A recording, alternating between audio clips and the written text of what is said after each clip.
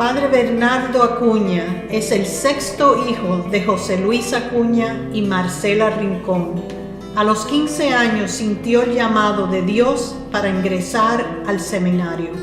Completó sus estudios en Roma y fue ordenado sacerdote en la Basílica de San Pedro, Ciudad del Vaticano, el 13 de mayo del 2000. Obtuvo la licenciatura en Filosofía y Teología en la Pontificia Universidad Gregoriana. Es párroco de la parroquia San Francisco de Asís, cerca de Roma. También es vicario episcopal para la formación y presidente del Instituto Diocesano de Sostenimiento del Clero.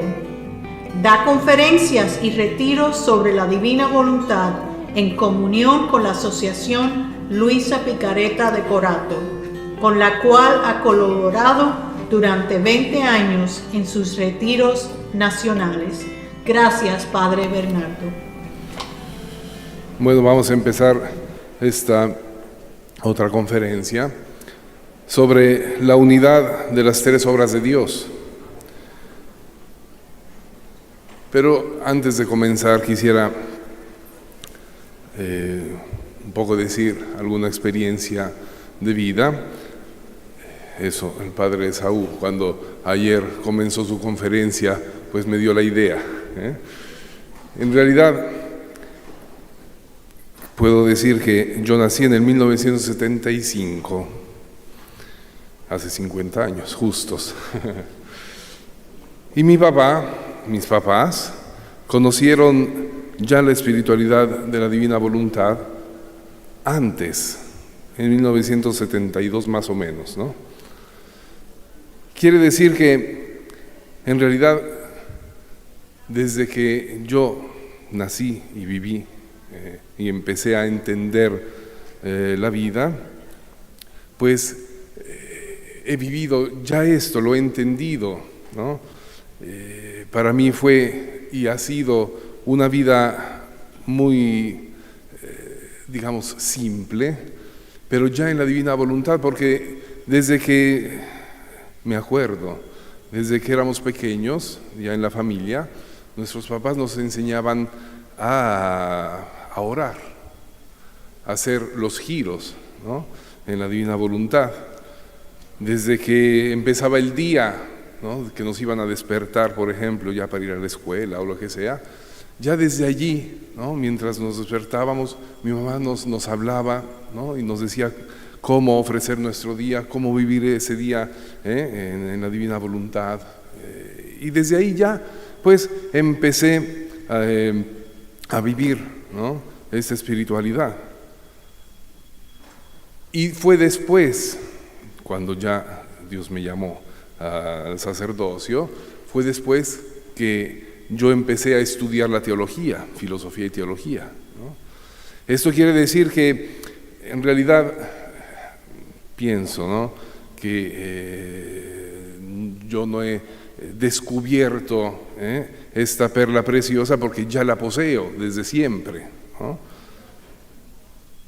A diferencia a lo mejor de otros que hacen lo contrario, ¿no?, el camino contrario. Es decir, primero estudian teología, estudian filosofía, lo que sea, y después descubren, ¿no?, la vida de la divina voluntad.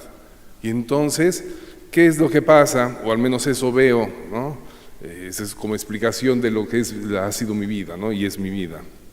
Que entonces tratan de hacer de modo que Luisa y la doctrina de Luisa se pueda, digamos, se pueda unir a la doctrina de la Iglesia, ¿no?, se pueda injertar. A veces he escuchado esa palabra, ¿no?, que Luisa se injerte en la Iglesia, ¿no? En realidad, precisamente por lo que he vivido, yo he vivido lo contrario. O sea, Luisa nace en la Iglesia, no tiene que injertarse, ya nace en la Iglesia, es una hija de la Iglesia. Por lo tanto, todo lo que ella pues ha vivido y nos ha transmitido como experiencia espiritual, ¿no? Como vida de la divina voluntad, pues no es otra cosa que el camino que Dios ha hecho en la humanidad para llegar a esto. Y entonces ese camino sigue, esta vez con Luisa, y ahí seguirá todavía. O sea, no es que podamos pensar a Luisa, ¿no? O a la vida de la divina voluntad como si fueran dos rieles del tren, ¿no? Dos rieles, por un lado la iglesia y por el otro lado Luisa, y ahí van y casi nunca se encuentran, ¿no? No, tenemos que, o al menos esa es mi experiencia, entender, ¿no? la vida de la iglesia y ahora la vida de la divina voluntad, ¿no? Como profundización de lo que es la vida de la fe, como los dos ejes, digamos, ¿no? de una escalera que están siempre unidos, y es una misma escalera que nos hace subir, ¿no? Pues ahora en esta conferencia vamos a hacer un poquito este recorrido, vamos a buscar subir, ¿no? hacia Dios para entender lo que nos viene de Dios y bajar pues a nuestra realidad más concreta y simple, ¿no? Ahora, en este convenio, en este congreso, el tema, ¿no? Que es la unidad, que todos sean una cosa sola, como tú, Padre, en mí y yo en ti, a fin de que también ellos sean en nosotros, para que el mundo crea que tú me has enviado. El Evangelio de San Juan, capítulo 17, versículo 21. Es fundamental esto, porque en esta oración que Jesús hace al final de su vida, Él no solo desea, sino reza para que todos sean una cosa sola, para que los suyos sean una comunidad, una unidad. Claro, en esto tenemos que entender que la imagen, ¿no? El fundamento de esa unidad es la Santísima Trinidad. Como tú, Padre, en mí y yo en ti. Ese es el fundamento de la unidad, ¿no? Que tiene que ser en nosotros. Entonces, si Dios es uno, requiere de nosotros también la unidad. Y eso es el principio aún de la testimonianza, del testimonio. Es el principio de que el mundo pueda creer y los demás puedan decir, oh, aquí está realmente el camino justo, el camino de la verdad, a fin de que también ellos sean uno en nosotros, para que el mundo crea. Y ahora, entonces, pues, es maravilloso entender que todo proviene de Dios, todo tiende hacia Dios y Dios es uno. Por lo tanto, venimos de una unidad y tendemos hacia una unidad. Cuando San Juan Pablo II escribe en su encíclica Ut Unum Sint, una encíclica que escribió justo sobre la unidad de los cristianos, que es la unidad que tenemos que vivir nosotros, él dice en el número 9, esta unidad que el Señor dio a su iglesia y en la cual quiere abrazar a todos, no es accesoria, no es un accesorio que tenemos que ponerle ahí a la iglesia de fuera, no, es algo que está dentro, sino que está en el centro mismo de su obra. No equivale a un atributo secundario de la comunidad de los discípulos, es fundamental, primario. Pertenece en cambio al ser mismo de la comunidad. Dios quiere la iglesia porque quiere la unidad, y en la unidad se expresa toda la profundidad de su ágape, de su amor, ¿no? En la unidad. Pues la iglesia, como dice el Concilio Vaticano II, es también sacramento, signo de la unidad entre Dios y la humanidad y entre todos los seres humanos. Por eso, pues este Congreso sobre la Unidad tiene que realmente mover entre todos nosotros nuestros corazones para tender a esa unidad. No podemos quedarnos solamente en palabras, no podemos quedarnos solamente en buenos deseos o intenciones. No, tiene que ser una unidad porque la voluntad de Dios es una. Ahora, siempre en la Lumen Gentium, número 14, habla de esa unidad en la iglesia. La iglesia están incorporados plenamente quienes, poseyendo el Espíritu de Cristo, aceptan la totalidad de su organización y todos los medios de salvación establecidos en ella, y en su cuerpo visible están unidos con Cristo, el cual la rige mediante el sumo pontífice y los obispos, por los vínculos de la profesión de fe, los sacramentos del gobierno y la comunión eclesiástica. Entonces, es importante tener bien claro esto. Cuando decimos en el credo, siempre decimos creo la iglesia una, ¿no?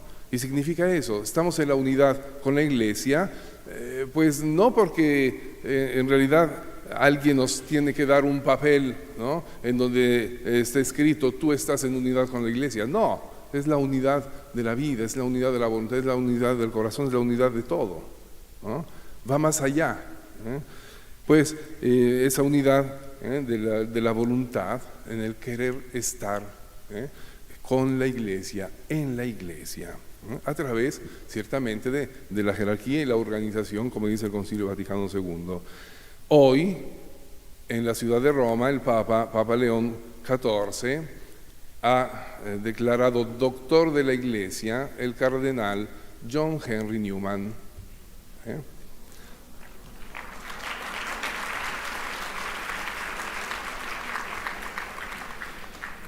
Este cardenal, vivido hace 2 siglos más o menos, pues ha descubierto y ha entendido, siendo anglicano, dónde está y cuál es la unidad de la iglesia. Tenés así que él descubrió, la iglesia católica la vivió, se convirtió. Y entonces aquí, donde está la unidad, pues, la unidad de la iglesia, la unidad eclesial, tiene sus raíces en la unidad de Dios, pues lo sabemos bien, lo hemos estudiado y es el fundamento. Dios es un misterio de unidad y podemos decir también es un misterio de multiplicidad. Hay que entender esto, porque no son diferentes dioses, es uno solo. Pero hay una multiplicidad de personas, lo sabemos, 3 personas, Padre, Hijo y Espíritu Santo. Y podríamos pensar que sí, es importantísimo la diferencia, ¿no?, la distinción entre el Padre, el Hijo y el Espíritu Santo como personas para poder entender lo que es la vida de comunión y de unión en Dios, pero es importantísimo entender la unidad, ¿no? ¿Qué es lo que crea esa unidad? Podemos decir, es la voluntad de Dios, la voluntad de Dios. Ahora, hablar de Dios, hablar de la Santísima Trinidad es difícil, lo sabemos. Incluso San Agustín, que escribió un tratado sobre la Trinidad, él mismo dice al inicio de ese tratado, es una frase que nos ayudará en esta conferencia, ¿no? Dice así: es difícil intuir y conocer la sustancia inmutable de Dios, creadora de las cosas mutables, el ser eterno de Dios que crea las cosas temporales. Para poder contemplar inefablemente lo inefable, es necesario purificar nuestra mente. Continúa diciendo: no dotados aún con la visión, somos nutridos por la fe y conducidos a través de caminos practicables a fin de hacernos aptos e idóneos de su posesión. San Agustín, eso lo escribe en el año 400 más o menos, ¿no? Ya hablaba de eso, ¿no?, de la Santísima Trinidad como un misterio dificilísimo de entender, de reflexionar, de meditar, ¿no? Pero bueno, él dice que hay caminos que Dios nos ha dado para que podamos llegar a entender esa unidad de Dios. Pues nosotros sabemos que Dios ha su obra ad extra, ¿no? Es una obra que podríamos al menos entender fácilmente entre la creación, la redención y la santificación, las tres obras de Dios, ¿no? Como tanto en Luisa lo dice. Pues bien, cuando nosotros hablamos de la obra de Dios, en realidad estamos hablando del plan de Dios para la humanidad. Cuando San Pablo, en la carta a los Efesios, habla del misterio de su voluntad, está hablando del plan de Dios.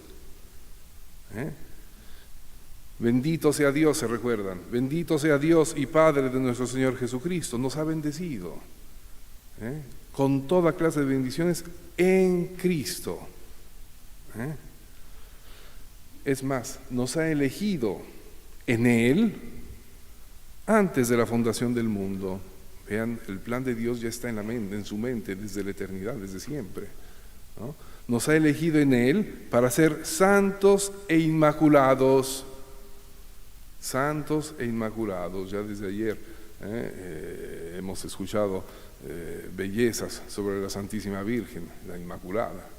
Bueno, ahora San Pablo usa esta expresión para nosotros. Es una expresión que no se ha todavía puesto mucho en la luz, ¿no? Pero cuando ahora nosotros descubrimos la doctrina de la divina voluntad, podríamos entender precisamente esto.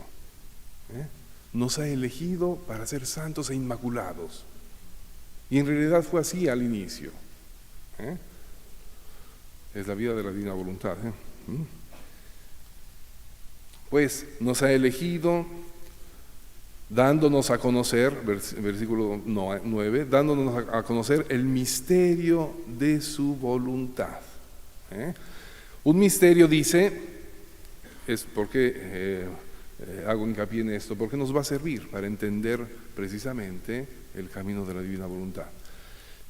El misterio de su voluntad, que Él se propuso de antemano, para realizarlo en la plenitud de los tiempos. ¿Cuál es la plenitud de los tiempos? No lo sabemos nosotros, Dios lo sabe.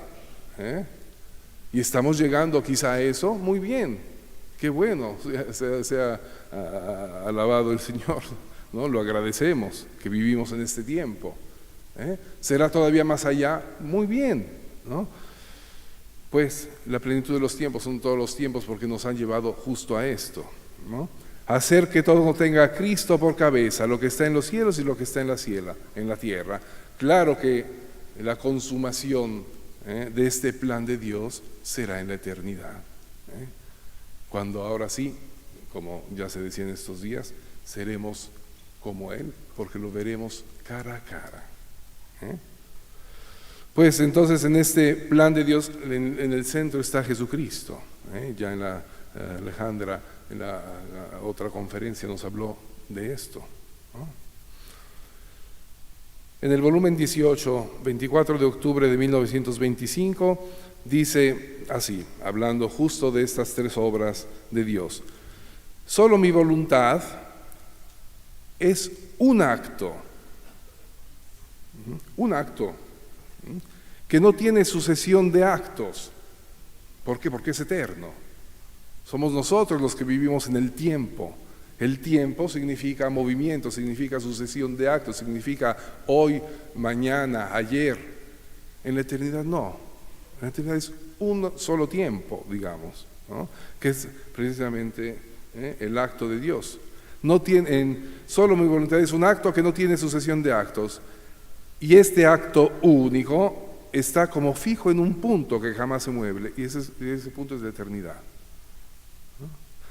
Y mientras es un acto solo, uno solo, esto lo tenemos que entender bien, es acto primario, o sea, fundamento de todo lo que va a suceder y va a pasar, ¿no? Es un acto interminable, otro aspecto, vamos a regresar sobre estas tres palabras, ¿no? Un acto interminable, ¿no? Y su circunferencia es tan inmensa que nada le escapa. Abarca todo, abarca todo con un único abrazo, ¿no? Surgiendo todo de aquel acto primario como de un acto solo, dice, de manera que la creación, la redención y la santificación es un acto solo, es un acto único para la divinidad. Entonces, repito, para que realmente podamos entender esto, el misterio de la unidad y de la multiplicidad, ¿no? Es un acto solo. Nosotros no podemos, porque somos seres limitados, somos seres humanos, seres creados, no podemos entender, ¿no? Y vivir de golpe ese acto solo de Dios. Porque es el tiempo precisamente, son nuestros límites humanos, Dios quiso así. Nosotros tenemos toda una vida para poder comenzar a entender y crecer en ese acto de Dios. La humanidad entera es así, desde que Dios pronunció su fiat lux, desde ahí empezó toda la obra de Dios en la humanidad. Y toda la obra de Dios, que es la humanidad entera, con todas sus bellezas, con toda su positividad y con sus cosas feas y negatividades, pues ahí va, adelante, precisamente para llegar a esa realización plena del plan de Dios, tener a Cristo por cabeza. Y ahora, pues, dice, ¿no? Es un acto solo. Y porque es acto único, tiene la potencia de hacer todos suyos los actos como si fueran uno solo, la potencia. Pues es interesante esto, porque en realidad entender la unidad que se manifiesta en la multiplicidad de actos y de obras, todo lo que Dios ha hecho y todo lo que ha producido en nosotros, en el mundo, en la historia, pues es demasiado, nuestra mente ni siquiera lo puede abarcar, ¿no? Y Dios lo abarca, porque todo es ese acto de Dios, ¿no? En realidad es uno de los problemas, para entenderlo, es uno de los problemas que ha vivido siempre la humanidad, desde los primeros filósofos, aún antes de Cristo, ya existía este problema, ¿no? Que para entenderlo era difícil, de la unidad y de la multiplicidad del ser, o sea, de Dios, ¿no? En este caso, nosotros al menos lo traducimos de esta manera, ¿no? Y piensen, Platón, ¿no? Uno de los más grandes filósofos de la antigüedad, pues él a un cierto punto llegó a esta intuición. Dice, el filósofo, el sabio, es aquel que sabe ver la unidad de las cosas y sabe entender la multiplicidad abrazándola en la unidad. Aún antes de Cristo, Pues nosotros podríamos decir incluso, ¿no? Ahora nosotros estamos llamados, ¿no? Siempre a buscar esa unidad, a entenderla, a quererla y a vivirla. Es el acto único de Dios, ¿no? Ahora podríamos decir, ¿no? Ya una primera reflexión, podríamos, ¿no? Estar desunidos si nosotros todos, ¿no? Queremos vivir en la voluntad de Dios, en ese acto único. Podremos estar desunidos, divididos, podremos estar separados, que uno va por un lado y el otro por el otro. No me parece, no creo que sea el camino justo. Estamos llamados a crear unidad.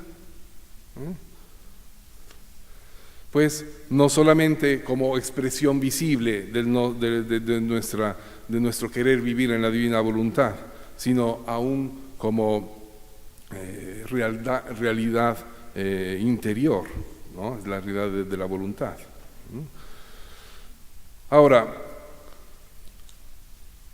en otro capítulo del volumen 15, del 11 de julio de 1923, dice: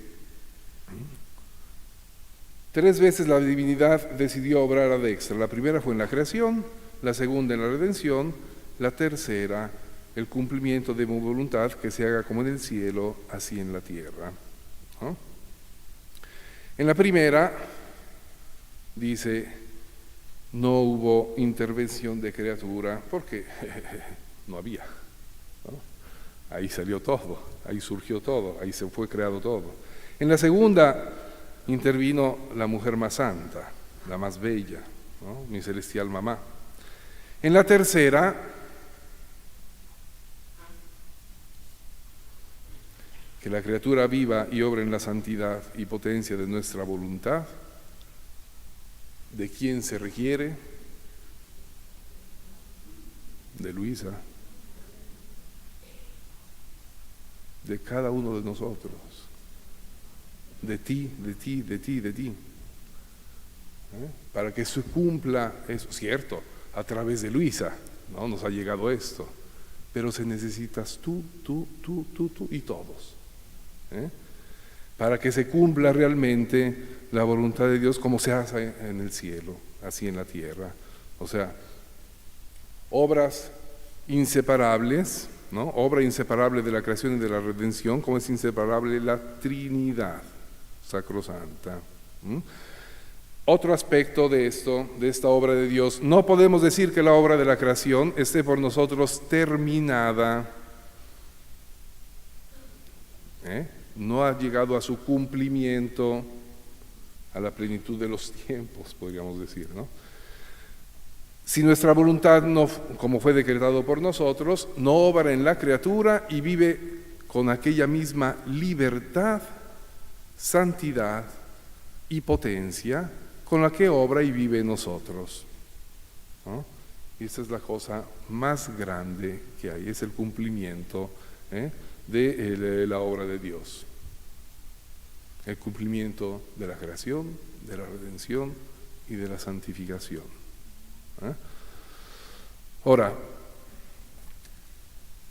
a veces pensamos, o podríamos pensar, aún teológicamente, se ha pensado así, como si la obra de la creación fuera del Padre, la obra de la redención del Hijo, la obra de la santificación del Espíritu Santo. Es todo Dios, porque es una sola voluntad, ¿no? Y eso ya se dice en teología, es todo Dios, ¿no? Que junto obra en cualquier cosa, ¿no? Pero esa obra de la creación, esa obra de la redención, podríamos decir, estamos en la obra de la santificación, pero ahorita llegamos a eso.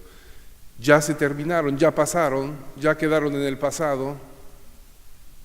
No, están en acto, porque es el acto único de Dios.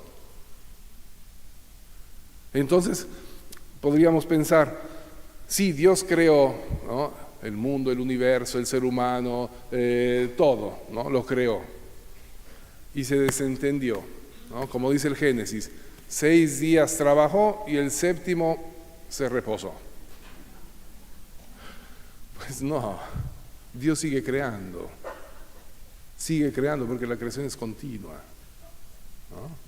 Basta ver nuestro mundo, nosotros, todo, ¿no? Basta mirar alrededor de nosotros, la creación continua. Dios sigue creando, no es una obra que ya terminó y se acabó, ¿no? Ya se hubiera terminado completamente, si estaba en nuestras manos, ¿no? En cambio no, la obra de la redención fueron esos 33 años de la vida de Jesús y ya se acabó. No, la obra de redención es más, comenzó desde el inicio de la creación, porque todo era ya encaminado a esa centralidad de Cristo. Y no solo, sino aún ahora esa redención de Jesús está en acto y nosotros podemos vivirla, podemos hacerla nuestra. Entonces no ha terminado la obra de Dios. Y no es que fue una obra que empezó, terminó, y luego empezó la redención, terminó la redención y empezó la santificación y ahí vamos, y lo demás ya terminó. No, es un continuo. Esa obra de Dios no ha terminado.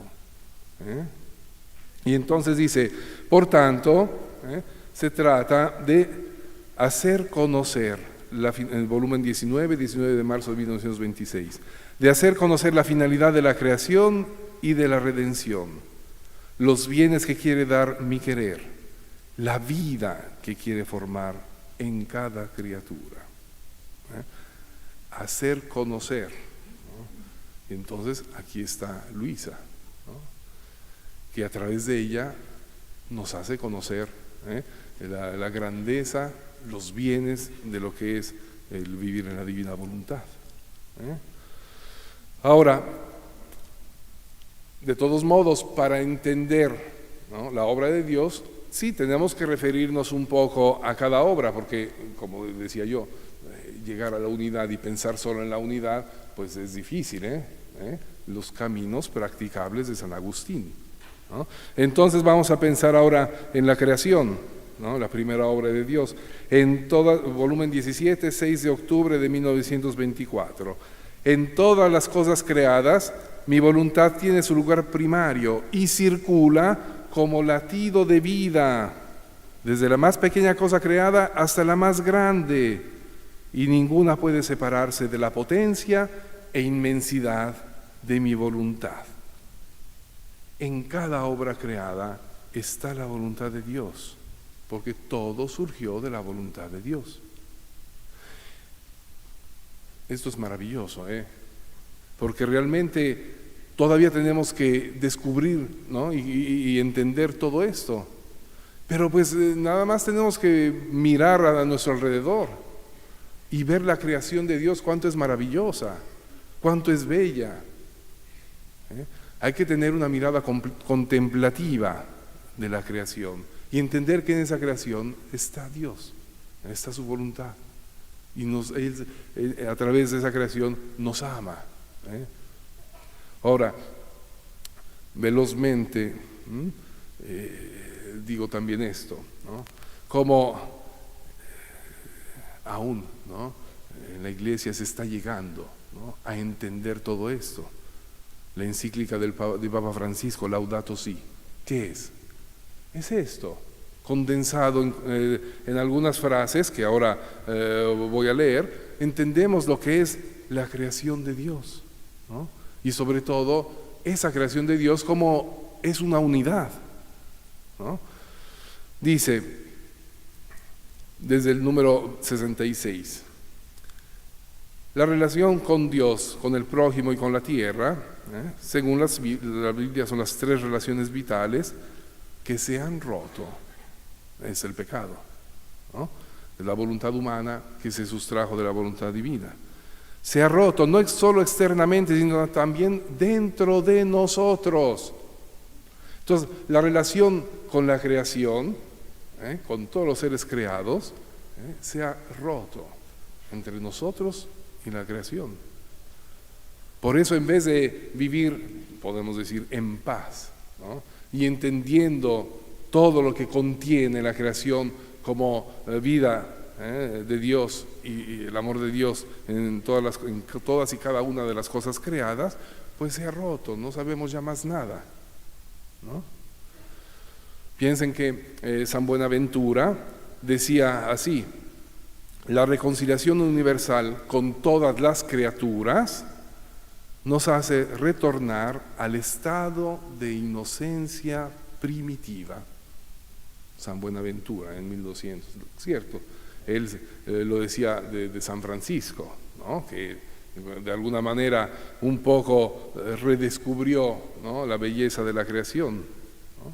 Pero es así, ya San Buenaventura lo decía, Todos los seres creados, dice Papa Francisco, tienen un valor propio ante Dios, ¿no? Y es pues lo que hemos escuchado hace poco, ¿no?, en el volumen 17, el 6 de octubre de 1924, ¿no? ¿Qué hace la voluntad de Dios? Ella se hace vida del cielo azul, se hace vida de la luz, del calor del sol, es vida del mar, es vida del ser humano, el latido de vida en cualquier animal, en cualquier ser creado. Dice, en todo mi voluntad tiene su vida y en todo forma con su potencia el acto que ella quiere. Así que mantiene la armonía en todas las cosas creadas y forma la multiplicidad, los diferentes efectos, colores y oficios que cada uno contiene. Pues vean cómo ahora incluso Papa Francisco ya en esta encíclica pues empieza a decirnos estas cosas con otras palabras, está bien, pero para allá va la Iglesia, para descubrir cada vez más los escritos de Luisa y la vida de la divina voluntad. Estas cosas son pasos que cuando nosotros entendemos o queremos entender el plan de Dios, pues ahí va la historia, ahí va la teología, ahí va el magisterio de la Iglesia, nos está llevando precisamente a Luisa. Por lo tanto dice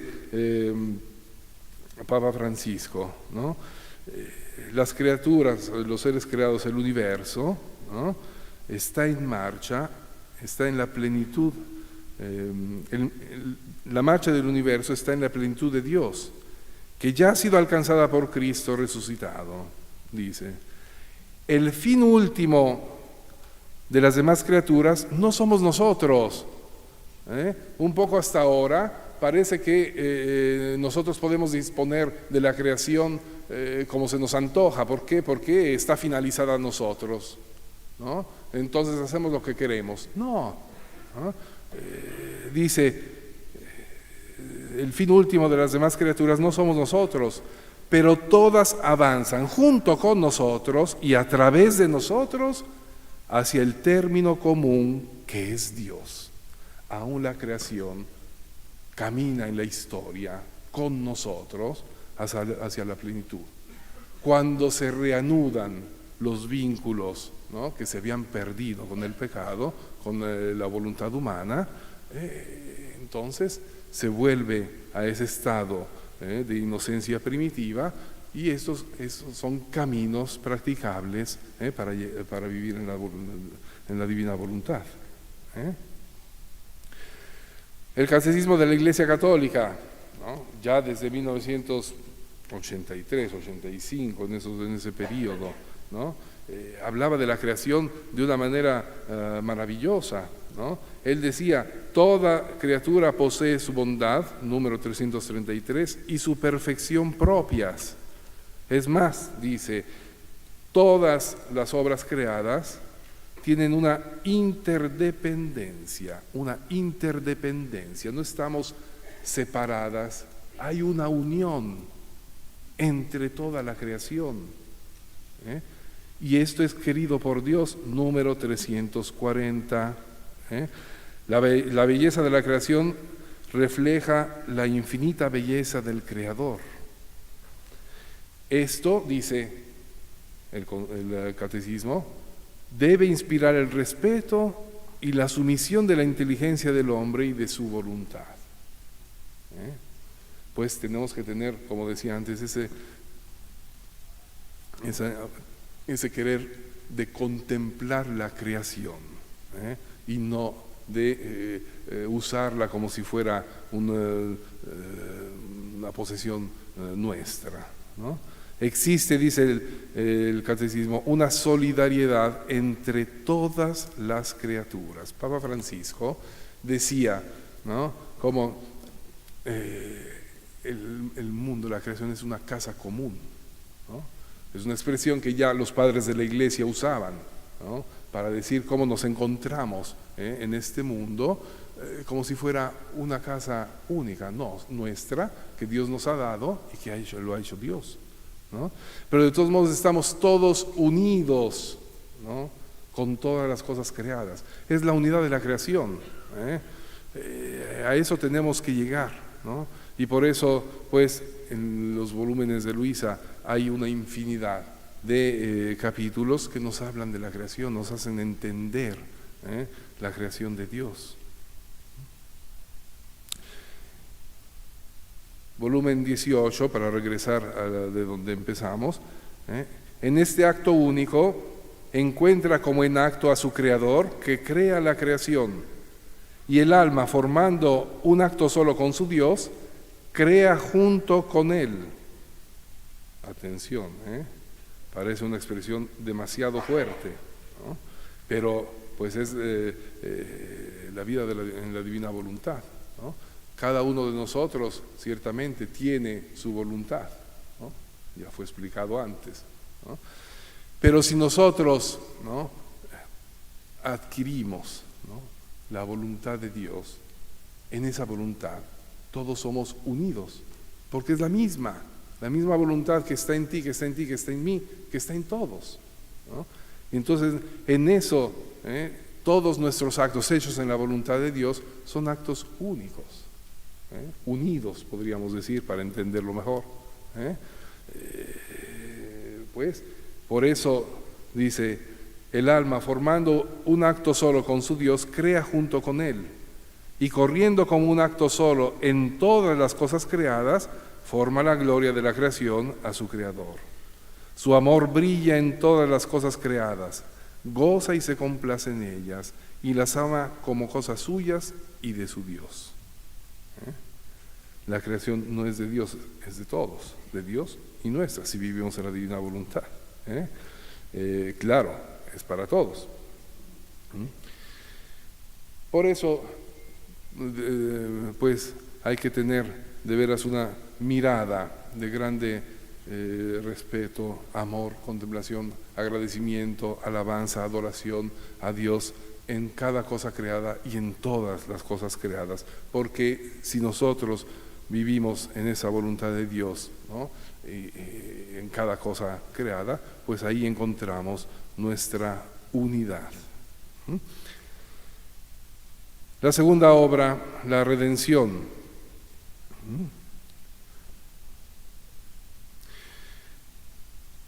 Que dice, la redención fue como la primera obra de Dios, la creación, hecha toda en la unidad de la voluntad de Dios.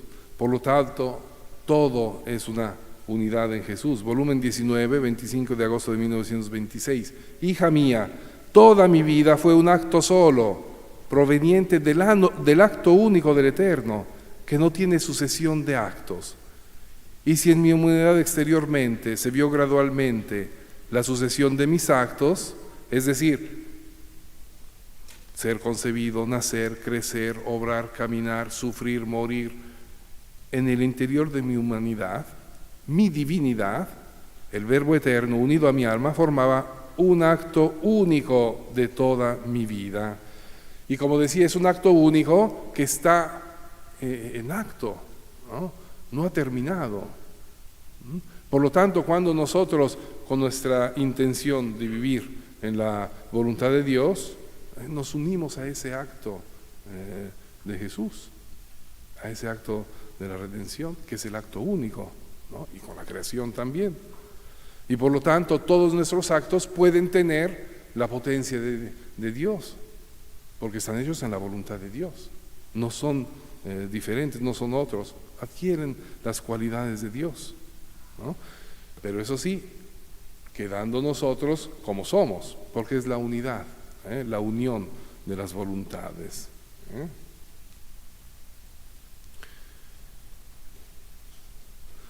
Ahora, en el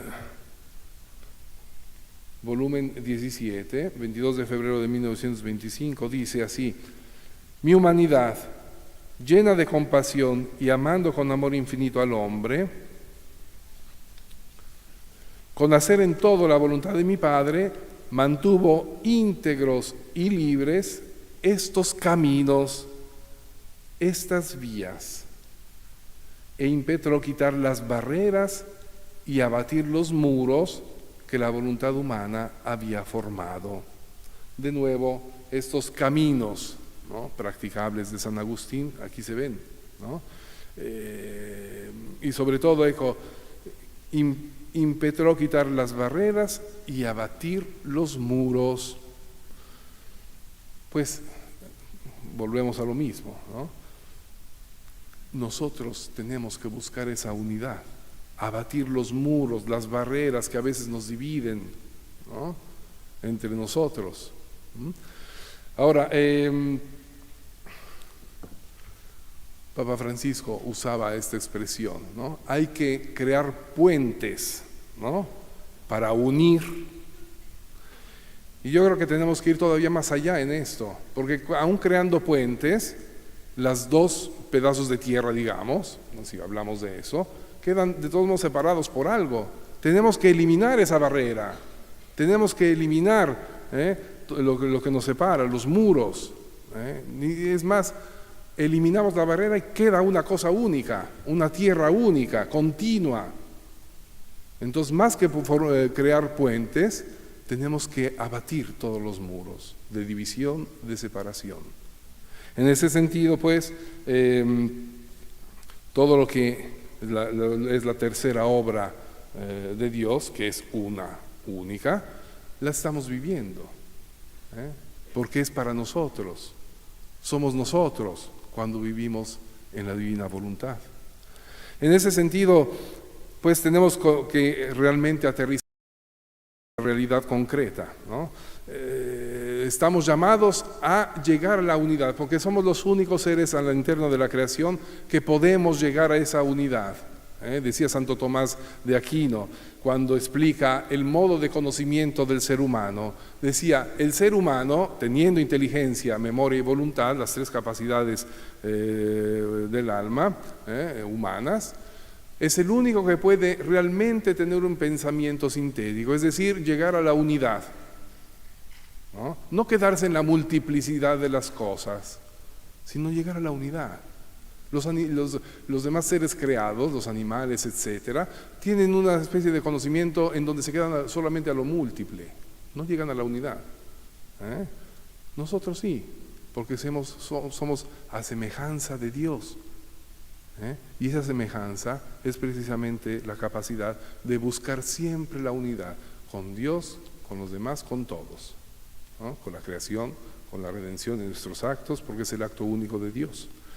Pues un invito, digamos, para todos, es que tenemos realmente, vean cuántos somos aquí, ¿no? Más de 750 personas. ¿Y cuántos se quedaron en sus casas? Bastantes, ¿no? Ustedes saben, cada quien, ¿no? ¿Cuántos en todo el mundo pues quieren vivir esta espiritualidad de la divina voluntad? Bastantes, ¿no? Entonces, son los tiempos maduros para que nosotros demos cada vez más pasos hacia la unidad.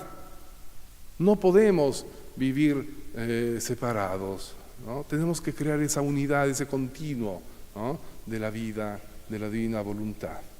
En ese sentido, pues tenemos que vivir al interno de nuestros grupos en unidad, ¿no? A veces pasa que algunos quieran ser más que otros. No, tenemos que ser grupos unidos. Tenemos que estar en unidad con los otros grupos, ¿no?, de nuestra diócesis, para conocernos y para caminar juntos, crecer en la unidad, ¿no? En cada diócesis es la unidad con la iglesia, en cada diócesis tiene que haber, o al menos es lo ideal, un asesor, ¿no?, un asistente espiritual, un referente, que es nombrado por el obispo precisamente para que aún exista esa unidad visible, ¿no?, entre nosotros, que dé unidad. Y hay que crecer en eso, ¿no? Con alegría y con disponibilidad, con humildad, caminamos de esa manera. Entonces en nuestras diócesis tiene que haber unidad de los grupos, ¿no?, entre otros grupos en todo el mundo. No es posible que aún en estos tiempos todavía repitamos los errores que la Iglesia tuvo hace 2000 años, cuando empezó la difusión del Evangelio. Cuando San Pablo mismo dice, no es posible que algunos digan, pues yo soy de Apolo, yo soy de Pablo, yo soy de... No, todos los que predican la divina voluntad, yo también y todos, somos solamente instrumentos. No se tienen que focalizar en nosotros, ¿no?, en nadie. Somos solamente instrumentos para que todos y cada uno puedan vivir en la divina voluntad. Por lo tanto, no puede haber entre nosotros, no puede haber los primeros, los mejores, los únicos. Nadie se tiene que autodefinir de esta manera. Todos somos de Dios, todos somos de la voluntad de Dios, caminamos de esta manera. Y último aspecto de esta unidad, pues es la unidad que nos puede dar, ¿no?, un organismo central, ¿no?, que es la Asociación de Corato, en donde se puede crear una familia mundial de la divina voluntad. No es posible que caminemos separados, tiene que haber esa unidad, ¿no? Pues Dios quiere esa unidad porque Él es unidad. No podemos vivir realmente divididos o separados, porque eso es signo que no vivimos en la divina voluntad. Y así el mundo no creerá, ¿no? Ahora, doy una idea, ¿no? Una iniziativa, ¿no? Cioè iniziativa, un'idea proprio per in spagnolo, un'idea para poder quizá continuar y crear esa unidad en toda la iglesia, en todo el mundo, ¿no? A lo mejor se podría organizar algún encuentro de asistentes espirituales de cada diócesis, ¿no?, los que han sido nombrados en todo el mundo, para que precisamente se dialogue y se pueda crear esa unidad en todo el mundo. O los que han sido nombrados por los obispos, asistentes espirituales, asesores, etcétera, etcétera, ¿no? Eso para realmente crear, ¿no?, esa unidad de intentos, de doctrina, de voluntad, ¿no?, en todo el mundo, ¿no? Quisiera solamente terminar con esto, nada más para completar toda la idea. Hay 2 capítulos del volumen 24, 12 de junio y 16 de junio de 1928, en donde resume más o menos toda la obra de Dios de esta manera, en sentido esponsal. Ya Alejandra habló del matrimonio, de los desposorios, ¿no? Decía, el verdadero desposorio con la humanidad fue en la creación. Nada le faltó ni al alma ni al cuerpo, todo fue hecho con suntuosidad real. A la naturaleza humana le fue preparado un palacio grandísimo, que ningún rey ni emperador puede tener uno semejante, el cual es todo el universo, todo el universo. Podríamos decir, ¿dónde está Edén? ¿No? El paraíso estuvo en algún lugar. No, es más, Edén está en acto. Somos nosotros los que estamos fuera, porque estamos en la voluntad humana a veces, ¿no? Pero si estamos en la voluntad divina, estamos dentro, estamos ya en Edén, en el paraíso, y es el palacio que Dios nos ha dado. El verdadero desposorio de la humanidad fue en la creación. Dios y el hombre debían pasear, recrearse y mantener la fiesta continua, nunca interrumpida, de nuestro desposorio.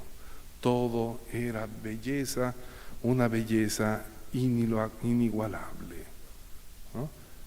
Pero lástima, se rompió el anillo de los desposorios, la voluntad humana, ¿no? Fue el hombre que rompió el anillo. Quedó solamente el recuerdo de los desposorios. Pero dice, mi humanidad formó el nuevo noviazgo con ella sobre la cruz. Y todo lo que yo hice y sufrí hasta morir sobre la cruz eran preparativos para realizar el desposorio deseado en el reino de mi voluntad divina. Y así se rehabilita el desposorio que Dios hizo con la humanidad desde la creación. Y entonces es una vida común entre nosotros y Dios. Es lo que Él quiso desde el inicio. ¿no? Y dice, termina así, y mientras Él posee lo nuestro, nosotros lo poseemos a Él. Entonces el desposorio estará concluido de nuevo. Los esposos habrán vuelto a su puesto de honor. No quedará otra cosa que festejar y gozar un bien tan grande después de un tan largo dolor. A esto somos llamados, a los desposorios. Pues en la unidad lo podemos hacer.